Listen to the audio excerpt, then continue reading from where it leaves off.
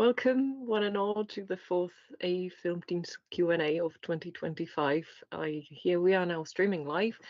We are going to be starting the interviews in about 5 minutes, so bear with us. Today we are going to be welcoming Anastazija Spacic, who is the director of the short animated documentary film, Fear of Being Heard, Ava Bounds, who is the author of the short feature, Anna McGee's Wild Ride. Also, there's going to be Valeria Hammar Fuentes, who is the director of the short feature film Corázon, and Miro Alleyne-McCarthy, the director of the short feature Pie. So bear with us. We're going to be in here in about 5 minutes. Thank you. Thank you for watching and staying with us.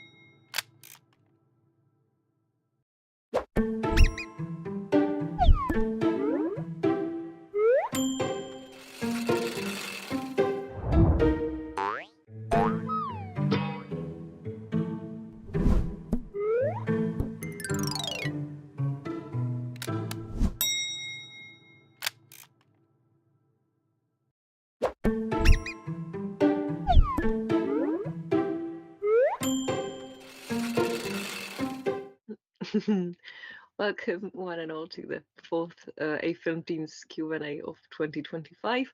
I hear we are again streaming live. My name is Susanna Nevolova. I am one of the program coordinators at A-Film Teens 2025. And today we are welcoming first Ava Bounce, the author of the short feature film Anna, McGee's Wild Ride, which we translated, actually, fun fact, into the Czech language as Divoká, jízda, Anny, McGee, which sounds terrible to you probably. I wonder, yeah, it has to be quite a conundrum to say. Anyway, we are waiting for the others to join, so hopefully they will join us during your interview. Thank you. Your film is available at our platform, which is A-FilmTeensFest.com till the 23rd of February. Thank you for coming. Are you good to start? Do you want to introduce yourself shortly, or? Yeah, just a quick introduction. Hi, you already know. I'm Ava. I'm from the UK in the north of England. And yeah, I've submitted to this festival many times, and I just love the friendly feeling of it and how much of a little community it is. So I'm glad to be back saying hello again online. Thank you. Thank you for coming again. I've actually seen all of your previous films, so I'm very glad that we are speaking in person today, because I have some questions about your previous ones too.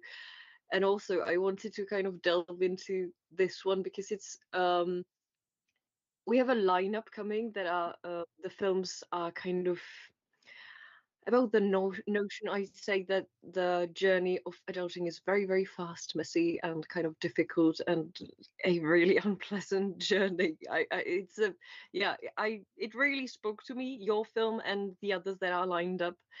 And yours in particular is if I can spoil the synopsis or something, in my point of view, it's about a teenage girl that kind of flies through her whole future while she's stuck in a traffic jam. To me, it felt like I've already kind of felt it on me, and and it was as uncompromising and kind of absurdistic, and the speed that comes with the adulting, it feels kind of hopeless and pointless to me. Is it a feeling that you kind of share? Is it something that inspired you to create this film in general? Is it something like you feel like? I kind of feel that, because I'm 19 now, but I made the film when I think I was 17, so I wasn't even an adult yet. But yeah. It's that whole phase when you leave school and I have to be an adult now, and it was just, even then life was starting to go really fast, and I was just like, is this what the rest of life is like? Is it so fast? So yeah, I don't know if it was a kind of a negative thing, but I think absurdism as a kind of philosophical concept is the fact that life is kind of meaningless. It is kind of absurd, but we can make with it what we want. So we can laugh at it, or we can just, I don't know, become kind of sad about that fact. But I don't know, it was just, I kind of wanted to take the perspective that we should laugh at it and just go along on the ride, and that's what I made the film, the kind of style of it. Yeah, I really enjoyed your point of view of kind of taking it through 1 minute, because it's just a blink of an eye where everything happens. Is this why you've chosen such a short format? Is it something that where you've kind of forced by the circumstances, or where you kind of like, yeah, this could enforce the narrative? I think this is like the lowest budget film I've ever made. It was just some friends at the yard trying to make it up to life. So in that way it was short because of that. But you know, from a more profound point of view, yes, I think I tried to squeeze it in for a minute, because I think even if it was about a 5-minute long film, I think part of the constrictive concept of time about it is it leads on the themes of, you know, that it's flying by so fast. So I think you could say, yeah, it was kind of imitating how fast life goes. And yeah, I think it was quite a good length, because it comes at you. You know, for me, when I'm watching it, I'm never bored. There's always something coming out, and it's a bit overwhelming. But that was kind of what I was going for. I have a lot of questions about that one, because I wanted to ask you, what was the first thing that came in as the idea for this film? Because I know for myself that sometimes I have some like really weirdish dreams that kind of turn into something that feels coherent, and I want to kind of work it out work it out again, and kind of work on the theme. This one feels like a fever dream, was it? Yeah, the original Yeah. the original idea was probably, weirdly enough, the baby being thrown out of the window. Oh yeah. That's a weird first one, isn't it? And then No, it's the perfect one. I think I would be surprised if it wasn't the first one, because if that's something that somebody comes in the frozen like, yeah, I'm going to throw out a baby. Yeah, it feels like the perfect one. Yeah. But that, yeah, I just had that image because that's how I didn't realize that other people had that. It's just images that kind of come into your head. And then from that, I tried to sculpt the story, like, why is there being a baby thrown out the window? And then that's when it kind of all came together. And next was the skeleton flying out.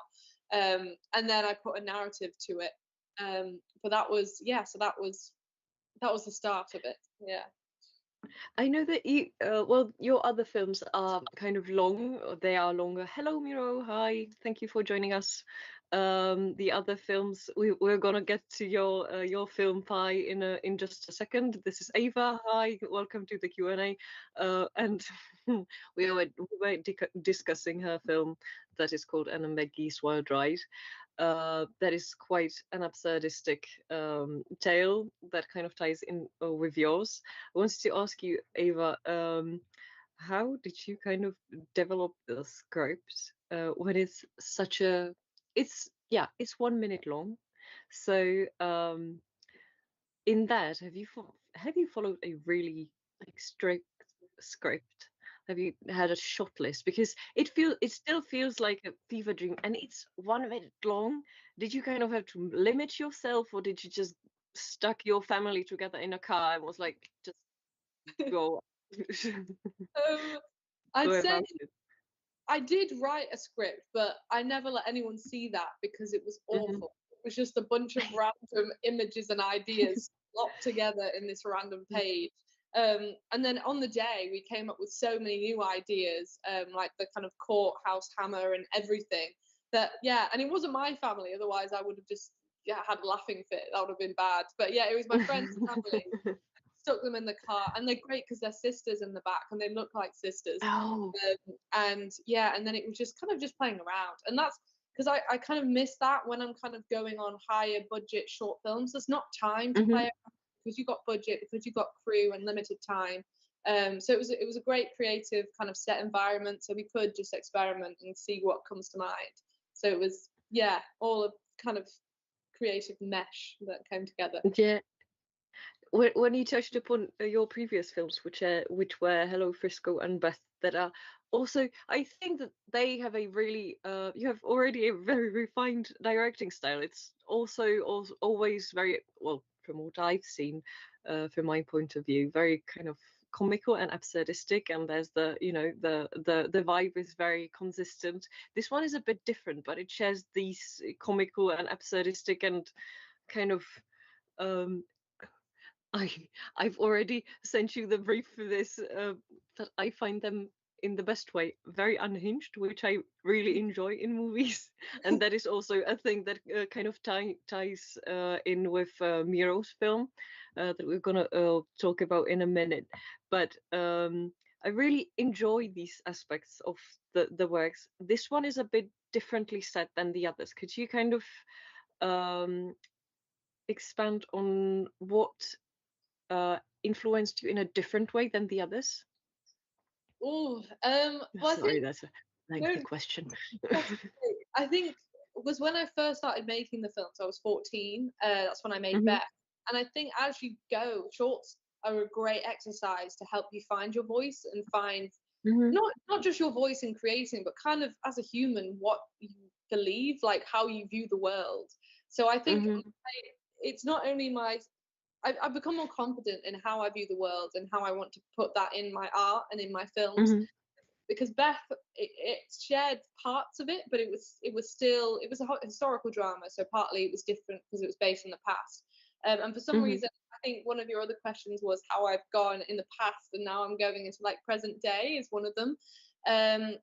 I can't really explain it. There's nothing that I can pinpoint. It's just a journey of how my voice has changed, but the confidence in how I express that. Because I think I wouldn't have been able to make this film a couple of years ago, because I would think, oh, I'm offending people, or I'm it's too weird, or what. It's being authentic in yourself and trusting that people will like your films and relate to it, even if it's completely random and completely your own style. Yeah, I think that's very interesting, because it feels to me that they are innerly connected. All of your films are innerly connected, and this one looks a bit different, but it's still the same kind of heart that I kind of found in it. Is there any kind of different imagery or an artistic, influence that influenced you in this one? Because I myself was reminded of Eraserhead, but that's just because of the flying baby. Yeah. That's so weird that you say, because I think David Lynch, for my whole childhood, he's always kind of influenced me, just because he is so bold in his choice. He doesn't really care what people think. He makes things that he wants to make. I think that kind of definitely did influence me. I don't really know. I'd say it's not a filmmaker, but he's called Edward Albee. He's a playwright, and he's absurdist as well. And again, I keep saying it's not just the art, it's the way that they view the world. And I'm not saying that I view it the same as David Lynch, but I think we kind of see it in a similar way. And that's why our kind of art and our films are quite similar, I think. Yeah, I kind of see those influences in your other works. So I'm very, very glad that my interpretation was confirmed. Hello, Anastazija. I'm just going to quickly welcome you to the Q&A. We're going to be kind of switching from one another, and we are probably going to end with Miro, because some of your movies are interconnected, and I'm now interviewing Eva. So feel free to kind of turn off or turn up your camera how you please. We're going to get to each other, in just a bit. Eva, still on you, sorry. It's such a short time span. How did you edit this film? Is it that you had a certain rhythm for it, like thought up beforehand, or could you kind of tell us more about the usage of sound about this movie? It's very, very fast paced, and it does for you. Yeah. I think you're giving me more credit than I deserve. To be honest, I just whacked all the files into DaVinci in my editing software and just tried to build it. And I guess it does have a rhythm because it is so short. And then really, it was because it had no sound effects originally. It had no kind of soundscape. I was like, there's missing something here. So then I just downloaded a bunch of sound files, slapped them in, kind of. I think I used a lot of my instincts and like my intuition of where the edit should be, where the cut should be. But yeah, I don't really know. It just kind of came together in that way. And because it was such a confined space, it almost had to, not a music video, but it had to be quite concise. There was no time to breathe. So I guess that's how it feels, quite rhythmic. Yeah. How long was the development of the movie? It's a 1 minute movie, and there's a lot of people in it, and just wondering about that. How did the shoot go? Because there's a lot of people crammed in. Did you have any help from outside? Did you have a film crew? I had really just my friend on sound and my friend on camera, and I think because it's so small and because it's such a short space, it seems like a lot more is happening than there is. But really, we shot it in about 6 hours. And it all came together, and then I edited it for about 2 weeks, and it was done. It was very fast, and I don't know, it just kind of came together like it should, very easily. Like the film, it kind of just such a short, kind of quick thing. So I guess that was how it all came together. Have you had any kind of difficulties while conveying it? Were there any other? Despite having them crammed in a car, was there something that was like, I shouldn't have done this? I really shouldn't. I think setting it in a car was probably the hardest thing, as you say, just because it was every minute we were putting the seats down and we were putting the seats up and then the windows. It's just where to put the camera, especially when you have a whole family in there. It's not just the back seat, it's the whole And then, you know, the classic thing when you're putting the camera outside of a window and we were trying to get rid of the reflection of the camera so you couldn't see us. It was just, yeah, don't shoot in the car unless you've got a big, good crew that's got experience. But I think it worked. It was quite shabby, but it all came together. But I think that kind of brought the chaotic energy with it. It's just we were trying to point the camera in so many random places to make it work. So it, yeah, that was the cinematography of it. That's it. Is there something you wanted to kind of the audience? That's a question that we're gonna probably bridge to Valeria. Hi, hello. Thank you for coming. To Valeria's film Corazon, Corazon. Is there something that you would kind of like the audience to take away from the movie, or is that like a feeling that you really personally wanted to get out and kind of instill, or was it just for your own personal kind of getting rid of this feeling of adulting? I think if you look at the story on the surface, it is about how life goes really fast, but deep down beneath that is kind of Anna's arc, is that she learns to accept and value her family, because really throughout life, you know, especially when we're young, we don't really value them or appreciate them as much as we should, and within a minute they're gone. They're gone because we grow up and life moves on. So I think the deeper theme within that is for people to take away is to treasure and cherish your family, because they're not going to be here forever. And sometimes life gets in the way and it distracts us from what really matters, and it's other people and loving them. And so that was deep down, that's what I was aiming for. Maybe it didn't come across, but yeah, that was kind of, it did. I think it did. It also, it again in a minute we're going to bridge to Valeria's. But is there something that you would kind of like to explore further in film? Are you planning on kind of coming back to your previous like Victorian settings, or do you want to kind of explore this new absurdistic, but current age era of the film? I'd say the way my voice is kind of going, where Jenny's going, is I think the Victorian things are kind of in the past, literally. And I think, yeah, I want to join the absurdist kind of movement. I think my next film is in the bottom of an empty swimming pool, a lot of karate, a bit of mambo, it's very random, but I think that's just the way I'm going, and that's kind of my voice, and I'm getting more confident in that. So yeah, my next one's going to be very weird. So yeah, that one. Nice, thank you about that one. Hello, Valeria. Now we're going to start with your film, Corazon, Corazon. Hello, I'm sorry, I was late. I thought it was absolutely fine. Absolutely fine. Sorry. We're kind of handling it as it goes. I am very glad that you all came in today, because your films have a lot in common. Most of your films are kind of focusing on the women's view of reality, the ups and downs of kind of living a life within a sort of a forced role, which is something that covers especially your film and Ava's, and also Anastazia's fear of being heard. And they have a certain sense of absurdity that is very in common with that they have in common with Miro's film that we're gonna talk about in the end. You have, all of you, kind of have a sense of urgency in your films that you with which the story is told. There's a certain need to get it out that spoke to me personally, I'd say. Is there something that you would like to introduce your film with, Valeria? Is there something, do you want to say something about the film or yourself in the beginning? Well, no, not anything in particular, actually. I just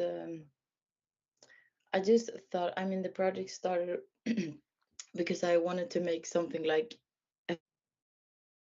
that was like the main thought, because I think sometimes like movies nowadays, not every movie of course, but don't consider the like visual pleasure as much as I would like, for example. Sorry. I kind of really liked your approach to the film, because it kind of shares a certain vintage vibe, as well as a certain current view of the reality, to kind of put out a synopsis of it. In my eyes, it kind of follows a young girl that is excited about a new relationship. She finds out she is pregnant. She makes a choice to become a mother, and suddenly, in a blink of an eye, which is also a bridge to Ava again, she's smiling about it, but she's fulfilling a role that she's suddenly a grown-up person, and she's doing all the adulted things, and everything is romanticized. It's also happening very fast, and she also doesn't have the time to age. Was this an important story for you to tell? Why did she kind of choose this approach, the kind of not changing protagonist and the changing time? Could you expand on it? Yeah, well, I personally have a very strong like baby fever, and especially at that time. But like in modern society, you're not really allowed, if you understand me, to have a child that at that age, so young, you know.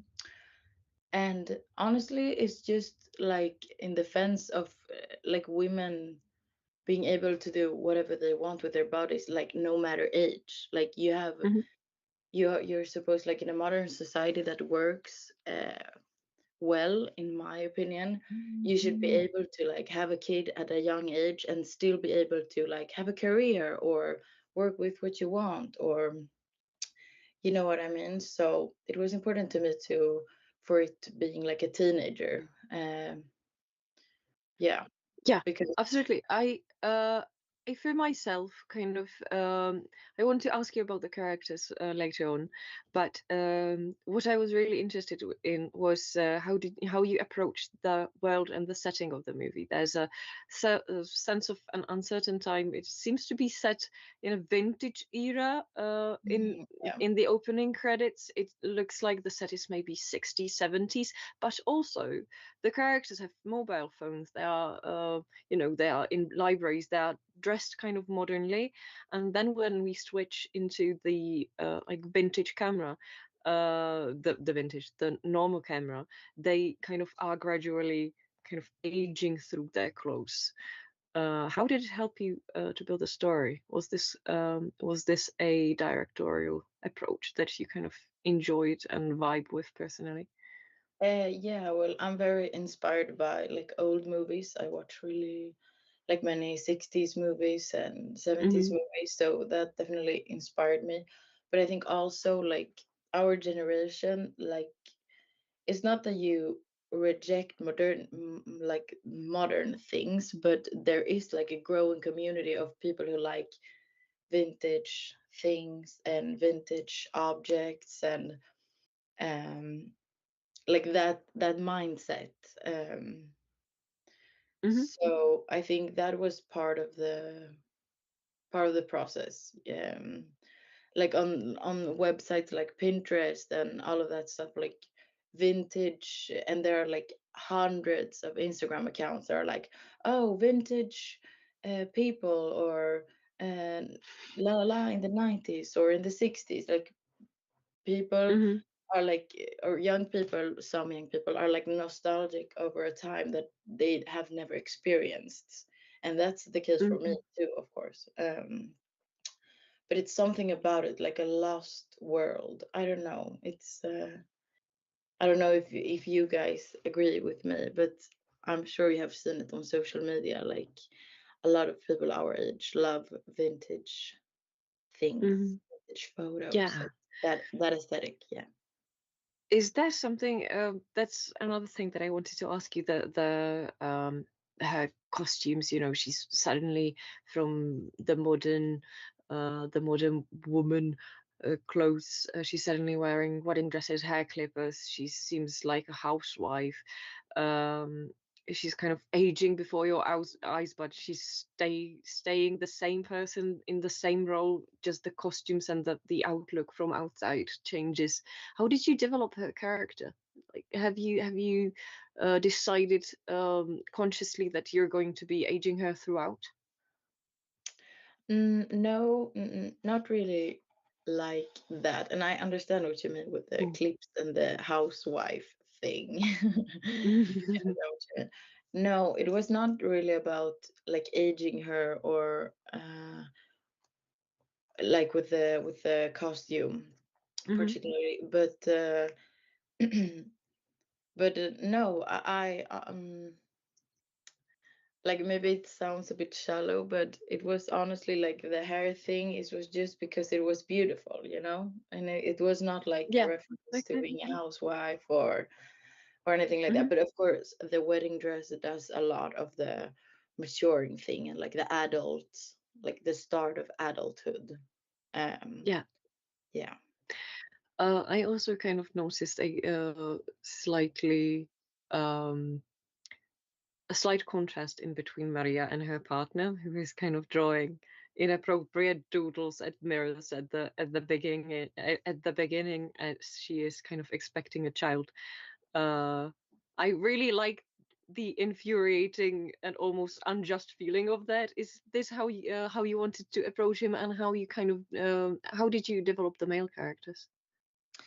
Yeah, well, like in general, I feel like guys in that age, particularly like in teenage years, like girls are more mature than the guys, but like in this decision, they are two people, of course, to create this new life.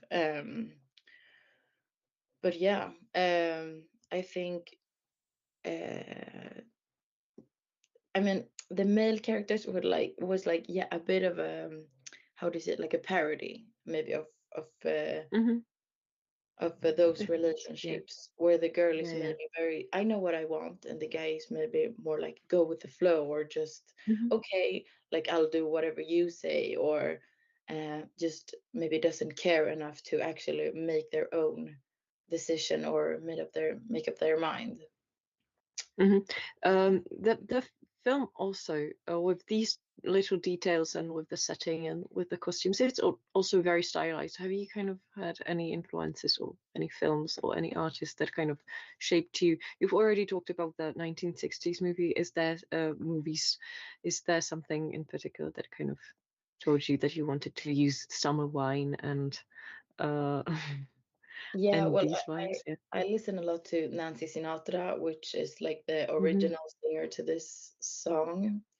Mm-hmm. Uh, and then there's also a British movie from 1969, I think, or 68, that is called A Touch of Love, which Mm-hmm. also inspired me with the whole like baby plot, which is set in London, in 60s London, that movie. Mm-hmm. Yeah, and also the like 8 millimeter um, camera. Uh, I don't know if you guys know an artist called Lana Del Rey. Yeah. She has also done like a version of this movie. No, sorry, the that song, Summer Wine. Mm-hmm. Uh, and that also like inspired me. Yeah, Was that music did it video. what was the first thing, if I may ask, that kind of you used for the movie? Was it the summer wine? Is it like you were you captured the essence of the song, and then you decided to shoot a movie about this kind of about Yeah, this feeling? yeah, kind of. Yeah, I think it started with the like music video Mm-hmm. that part. So I think I started filming that and like collecting material for that little sequence. Mm-hmm. And then I wrote the script and then the whole idea was formed. Yeah. I actually wanted to ask you the most about the vintage segments on the vintage camera versus the normal camera that kind of seems much more settled. Do you have a explanation for that, or do you have? Can you expand on the meanings and the vibe of that? Why you chose these two? Well, mm, I don't know. I think like the vintage camera is to like establish a sensation, you know, But I felt like it would be too much. Like I think it gives like a nice detail to the whole story, like a nice personal touch, but because it feels like for me at least, my intention was to make it seem like you get a little insight of her life, like from her phone, or like what she has filmed or what someone filmed of her, like more personal than the real professional camera. Yeah, absolutely. To me, it sounded like, to me, it seemed like the vintage ones, the vintage shots are kind of the heart of her character. That this is like what she's inside. So that's why I was asking. Is there something that we're going to bridge to Anastasija's film in a bit? Can you tell us if there's something that interests you as of now? Do you have another topic or project in mind that kind of ties in with Corázon? Well, not really tied, maybe. Like maybe a little bit. Like Corazon has like some Spanish themes. Like in the wedding scene, there is like this kind of veil that's very tall. That's a typical like Spanish thing. It's called mantilla. And now I'm actually filming, or I'm editing a documentary about a small village in Spain. So kind of related, but it's another project completely. It's a documentary. So yeah. Yeah, that's very interesting with the kind of traditions of a Spanish village or something like that. Yeah, it feels, to me it sounds that it ties in with Corazon because there's a certain play into the tradition, but from a kind of personal standpoint. Yeah, so I kind of see it. So good luck with that. We're going to bridge to Anastazija. Hello, thank you for coming. Thank you for joining us for this one. I'm Susanna. Hi. Do you want to introduce yourself very shortly and say something about your documentary, Fear of Being Heard? I don't think there's much to say, but it's been a while since I made that film because it was a high school graduation project. So yes. Yeah. It's for anyone who hasn't seen it, it's a documentary that takes a dive into a modern world. That's why we're bridging after Valeria, because we kind of are, kind of rambling about, or I am rambling about the current times and the role of us in in these very current moments. It takes a dive into the world of gaming, and it's through the eyes of a woman. It kind of very scared. I was kind of almost scared about the amount of sexism that you encountered and that you covered, and it kind of gives a dive. It gives off a notion that women are not very welcome in the gaming community, and I was very glad that some of the responses that she got were very positive.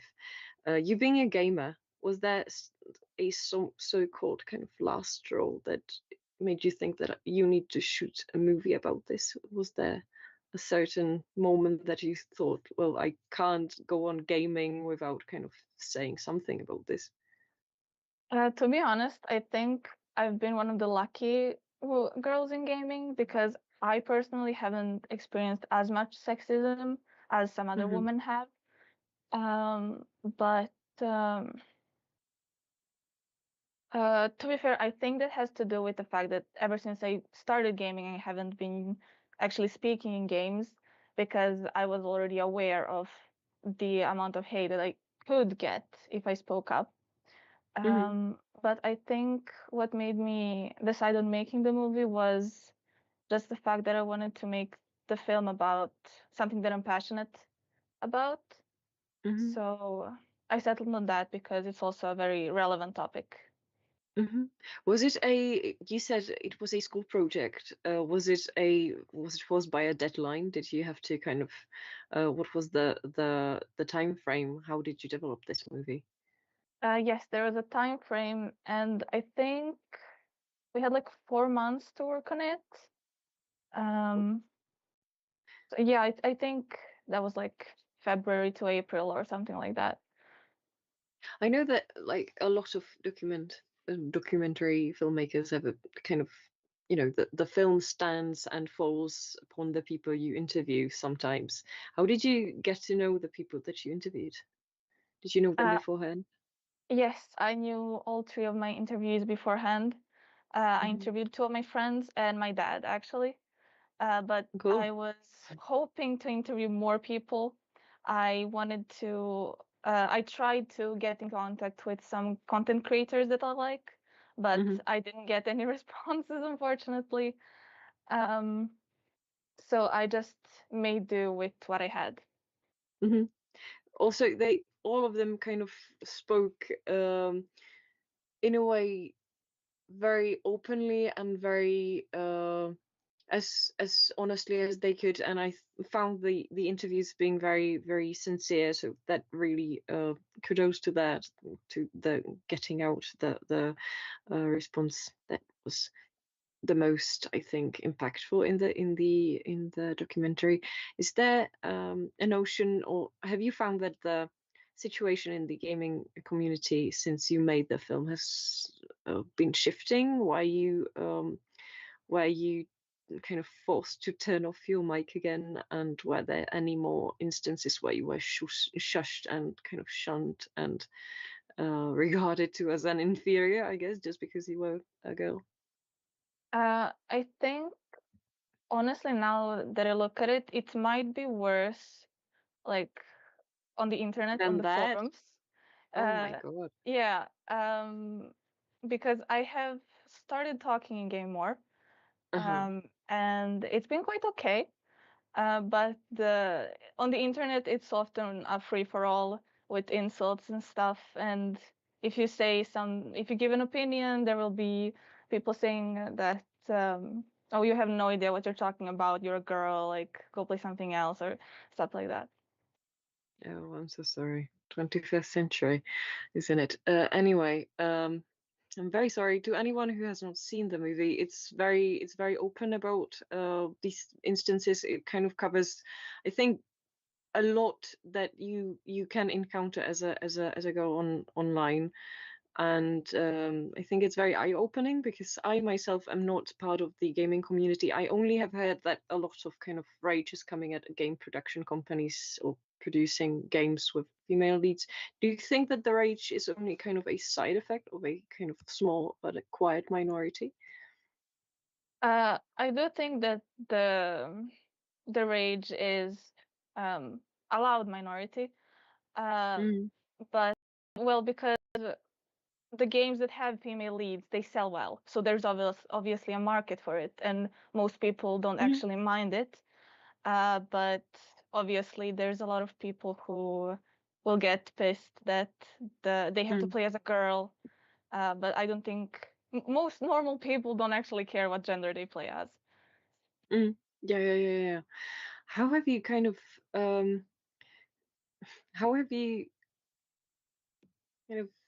I'm just wondering if that happened to me. Did you have any problems to get back into the gaming? Never, no. No? I mean, there was a period when I played online games a little less. So I played more of like solo role-playing games, but I never stopped gaming. Yeah. Oh, good. Keep on that. Anyway, I wanted to ask you a lot about the way you shot the film, because it's not a typical have a camera and go into the field. So anyone who kind of wanted to make a similar film to yours, how did you shoot the movie? How did you kind of edit, and how did you put all the things together? What equipment did you use? Well, for the filming, I used a program called OBS, which records the sound and video on the computer. And as for the editing, I was actually inspired by gaming YouTube videos. And then I added a little bit of like my own touch with some effects and throwing in a little bit of real life footage to make it not actually feel like a YouTube video. But it was really fun figuring out how to like give a little bit of like a different shots and stuff, because I didn't have the freedom of a real camera and different angles and stuff. Yeah, I wanted to ask you about the obstacles, because I think for me this sort of filmmaking has to be very kind of you have to be really in tech to be able to do this film. Were those the biggest obstacles that you faced, or was it the respondents or finding the people? I think both of those were a bit of a challenge. The one with the interviewees, that was a challenge that I unfortunately did not manage to overcome as well as I wished. But the filming itself, that was a fun challenge to overcome. I needed to be creative with what I decided to film and kind of filming things in games that represent what I'm saying in the film. So it was fun to do. Yeah. What do you kind of when you mentioned that that you wanted to have more of the respondents, what were actually the obstacles? Is it that just not many people joined in with the conversation, or is it that their responses were just very mean? I don't know. I just simply didn't get any responses. I also tried posting on some gaming forums asking if, because I wanted to have, I had two people my age, one girl and one guy, and then I wanted to have the same for like an older generation and maybe a bit more than that. But as for the older generation, I only managed to get, as I said, my dad. So I didn't have an older woman who could express her thoughts, unfortunately. Yeah, but also I kind of felt, if that's of any consolation, yeah, it felt very, very objective, and it felt that you were giving a kind of a finished portrait of the gaming scene from my standpoint. But also, I'm not a gamer, but I enjoyed the pick of the respondents. What do you kind of hope the audience takes away from this one? Because we were screening, I think, your film in 1 or 2 schools, if I'm not mistaken. Is there something that you in particular would like them to kind of take away or not forget about after watching your movie? I mean, I hope that they kind of realize that gaming is for everyone, and that women don't like have a biological disadvantage when it comes to gaming. Like, just because you have a woman on your team, it doesn't mean that it's an immediate loss and that they're worse than a man. So there's just no need to be mean towards a girl simply because she's a girl. And for the women watching, I do hope that they get the courage to speak up more and not be afraid. Like, even if it can be very wild sometimes, I do think that there are a lot of positives as well in speaking up in the gaming community. Yeah, and last question for you only, and then we're going to bridge to Miro. Do you, since you said it was a school project, are you currently studying documentary filmmaking, or do you see yourself in documentary filmmaking in the future? Is it something you want to do? I'm not studying filmmaking at the moment, but I do think I could continue with it as a hobby in the future. Yeah. I think that the filmmaking is kind of, once you start, it kind of pulls you in and you can't stop anyhow. Definitely. So good luck with that. Yeah. And Miro, thank you again for coming. Absolutely. Thank you again for coming. Your film Pie, do you want to introduce yourself shortly and your film, or? Yeah. Sure. Hi, everyone. I'm Miro. Is my mic okay? Yeah. Okay. Great. You're on. Okay.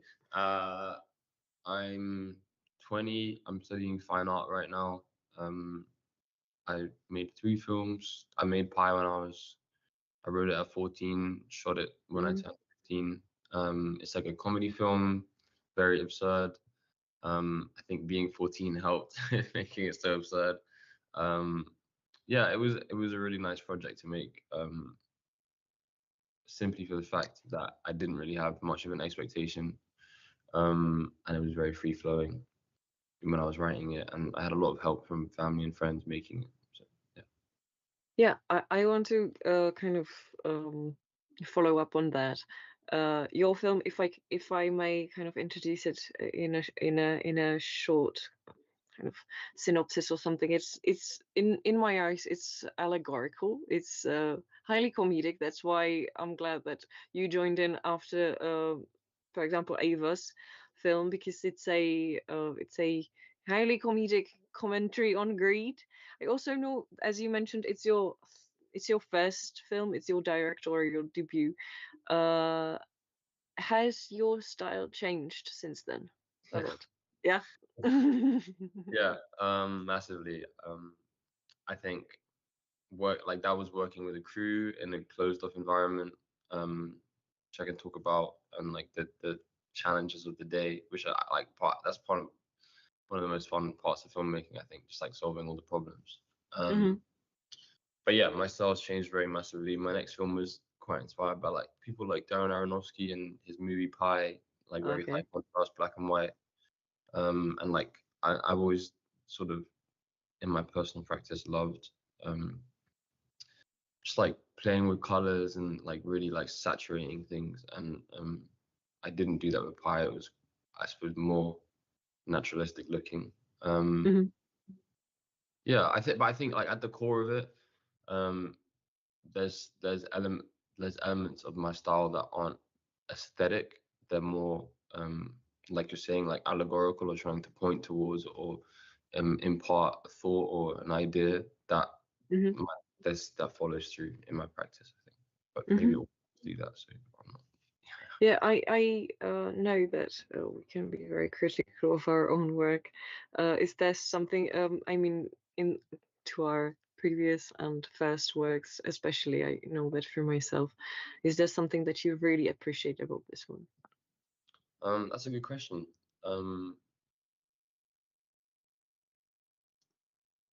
I think the sense of like teamwork, in maybe that's more speaking to the process of making the film.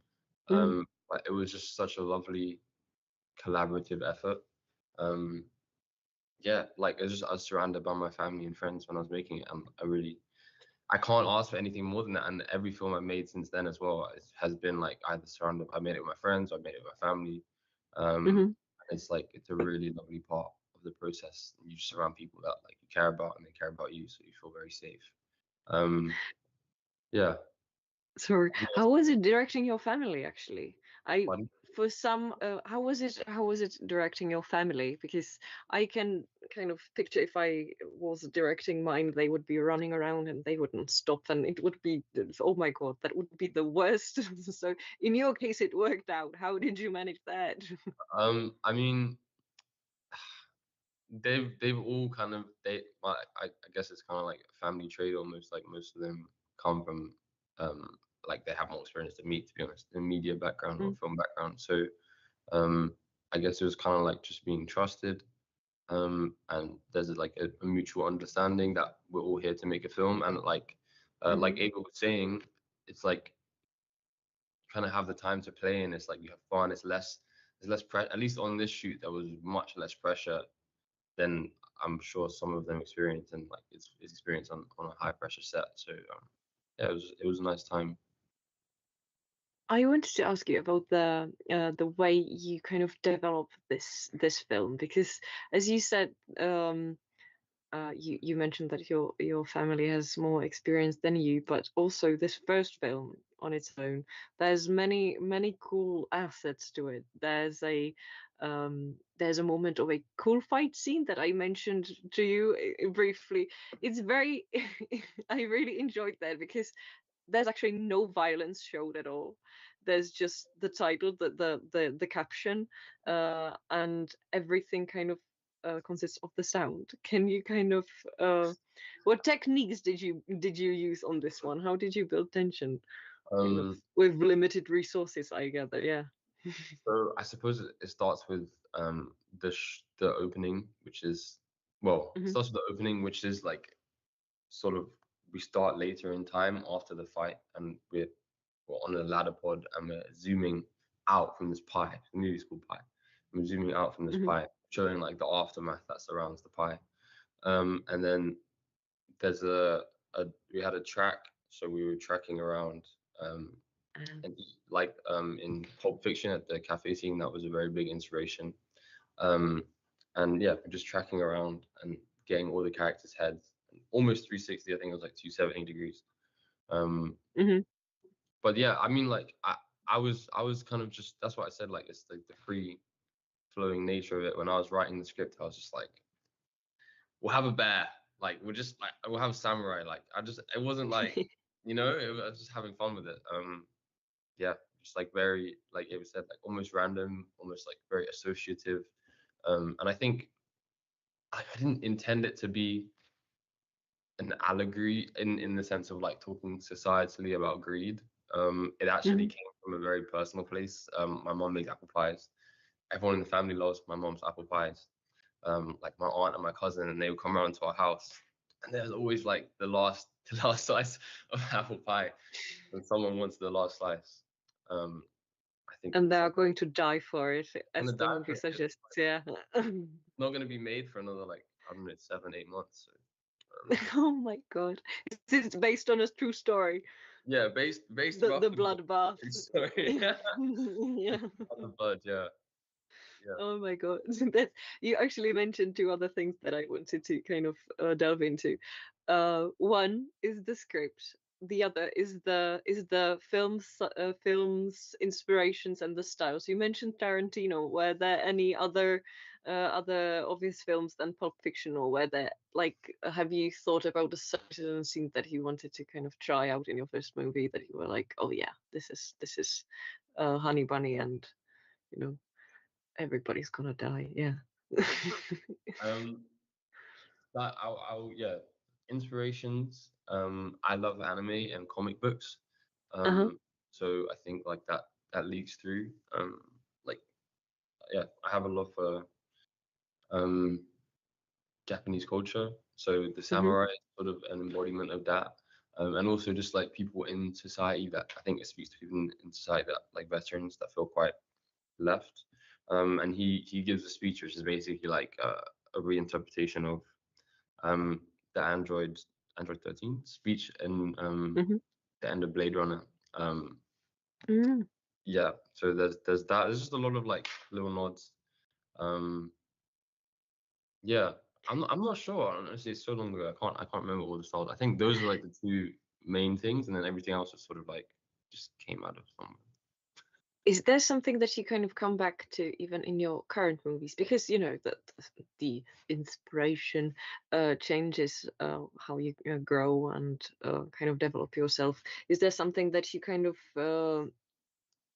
have done in your past movies that kind of inspired you to continue on that journey on yourself? Are you so-called, that's a funny kind of saying, but are you inspiring yourself now, kind of in some moments?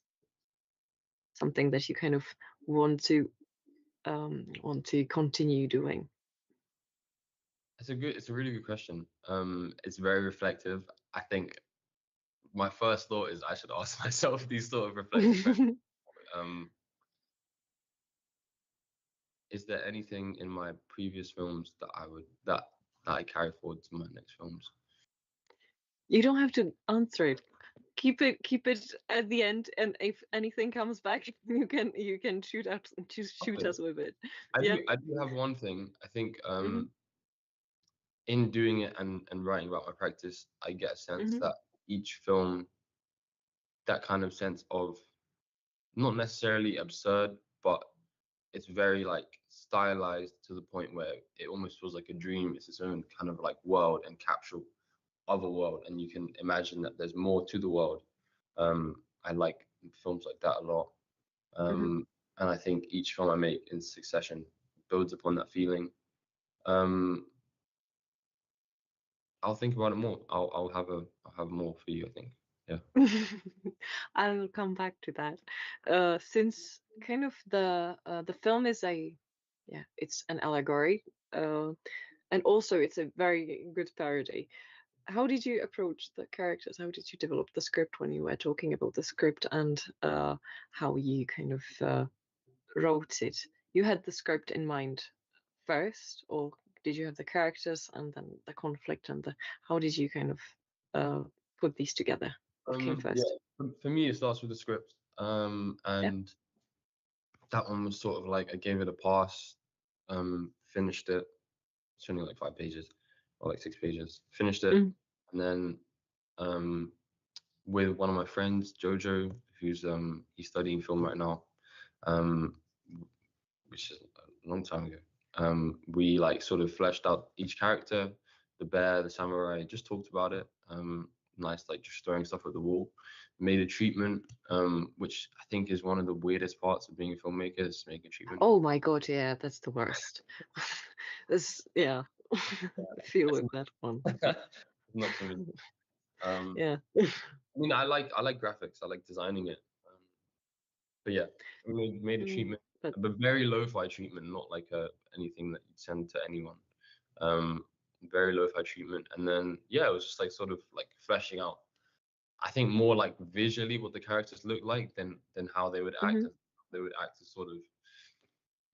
It was, I think, because it is like almost like you said, a parody, and almost like I don't know. I don't know the word pastiche. I'm not going to use it. I'd be ignorant. But it's not like an emotional drama. You know, that's what I'm trying to say. Yeah. The characters don't need to be. They don't need to be like 3-dimensional people. They can almost sort of. Yeah. So you kind of thought about the. Sorry. Continue. I was just thinking about the tics or mannerisms that they have and how they can the audience. Yeah. So you thought about the conflict first, and then kind of built upon certain features of your characters that you wanted to. Yeah. Were there any really in particular that were really weird and unhinged kind of tics of certain characters that you that you have up in your sleeve somewhere? Tic Tac Andy, he's probably like he's a Polish actor, Łukasz Koneski. We got him off, found him on Star Now. It's a good. I don't know if anyone here uses Star Now for their casting, but Łukasz was amazing. He probably ate like a good like 5-6 packets of Tic Tacs on the street. Oh my god. And like he has this one moment in the film where he sort of like spits the Tic Tacs out to his hand to throw them. And the sound design was brilliant for that. David Brill, sound recordist, did an amazing job. I think him. That's a good one. I'm gonna remember that one. Also, there's some of the technical aspects of it were very interesting. There's a sense of like moving, rotating camera in place. There's slow motion. How did you? What equipment did you have at hand? How did you shoot these scenes?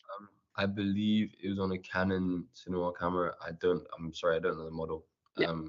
No, absolutely. It's.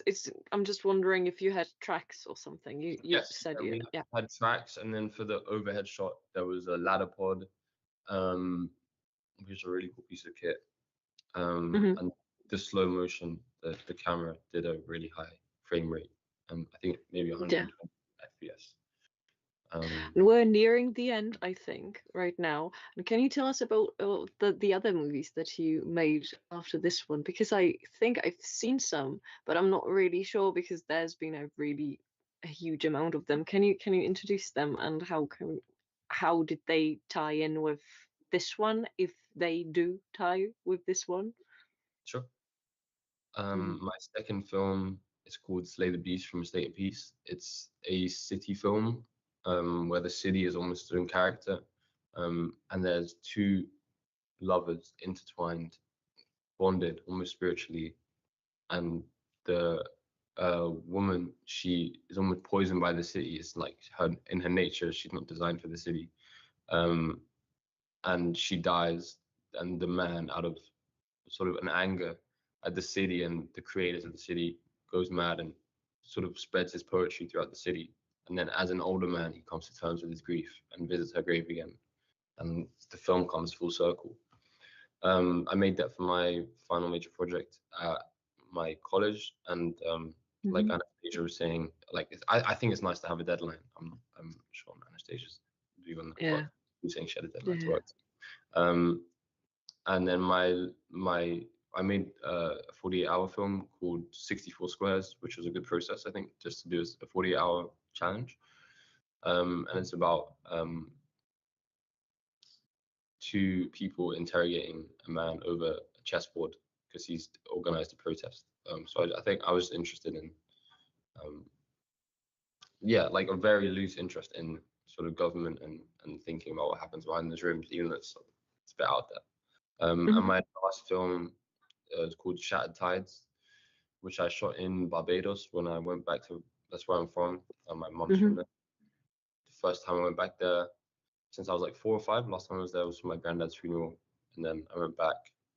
And I think it was just sort of realizing more of the history of the place than obviously at 5 years old.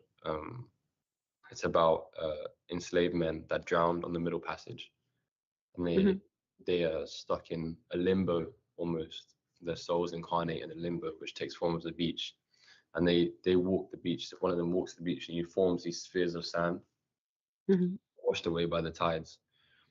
And he finds a brother on the beach, and it's a wordless experience, but through the film, it's communicated that they sort of come together in a way, and they're looking towards their future, towards the sea, as a way of going home or going to the next realm. So those are my films. They sound like an experimental films. Is it? And this is a question. This is going to be a ending question for everyone. Is there something that you kind of is there any advice for yourself for your future creativity projects or something, or any advice that you would like to give to someone who is making any movies in the future, or who is just starting out? Because like all of your movies have probably evolved, and Ava's too, and I kind of wanted to ask you if there's something that you would kind of want to tell to your future self or your past self or somebody who's just starting. Yeah. Miro, if you have anything. I would say follow your interests. Don't worry about if the film is going to be interesting to someone else, and don't be so critical. Yeah, I think that's kind of where I'm at right now, and just do the work, set aside some time each day. Yeah, that's a good one. Ava? Valeria is talking. Sorry. Yeah, sorry. I'm not able to put on my camera. I don't know why. What happened? But It's okay. yeah, I agree. Just start by doing something. It could be I don't know, a music video, like 30-second sequence, like anything. And like put up a deadline. So like by this date I should be finished. And that, at least for me, that like pushes one to actually make it happen. Yeah. Thank you. Any others, Ava or Anastazija? I guess. Oh, sorry. I guess I'd say, like, don't be afraid to be to try new stuff and maybe go out of your comfort zone. Sometimes it won't work out and you'll learn something from it, but other times it'll turn out better than you expected. So Yeah. And Eva, sorry.